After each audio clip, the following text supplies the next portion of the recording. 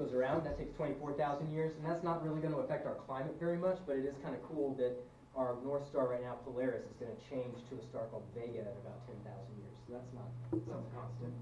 But something else that happens is our orbit goes from being almost a perfect circle to an oval, an ellipse.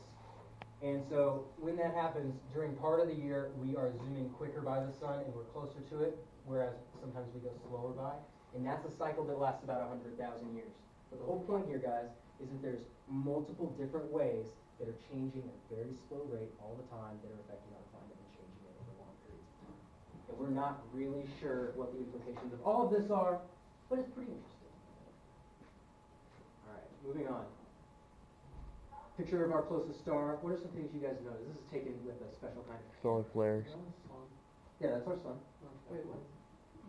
That's the closest star, Jeff. It's our closest. Lightning's hotter than the sun. What's the scientific name for our sun? Sol. S-O-L. It's So what are some things you guys notice about this?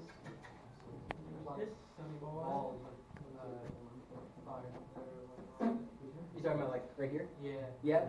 So these things that you see coming off are the same as this little dark squiggle here. They Solar are flares. freaking gigantic fins of plasma that are held together by the electromagnetic field of the Earth, and occasionally they will open up and send material into the solar system. And if they're pointed right in the right direction, they shoot it at Earth.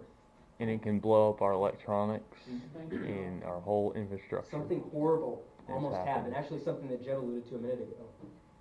During the height of the Cold War, when we're on high alert, we're looking for Russia, we're thinking they're going to drop bombs on us, we have to be ready for anything. One day, all of our radios stopped working.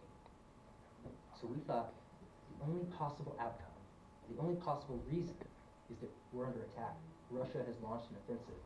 So our military put nukes on bombers, they lifted off and they started flying towards our enemy cities.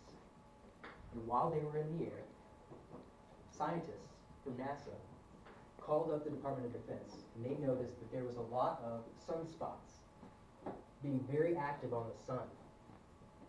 And they thought that that might have implications for our communications. So they called up the Department of Defense and told them, hey guys, if there's anything wonky going on with y'all's radios, it might be because the sun is acting up today. We're having a solar storm. And so we powered down we brought our bombers home and everything. We were this close to nuking the world because the sun was acting up on a particular day. Oh man, that's handsome. We already had bombers in the sky around the clock during the Cold War. Is that after everything changed? Is that what we're talking about? No. I'll let you know when we get there. This one is just kind of a segue into our 400 years that we've been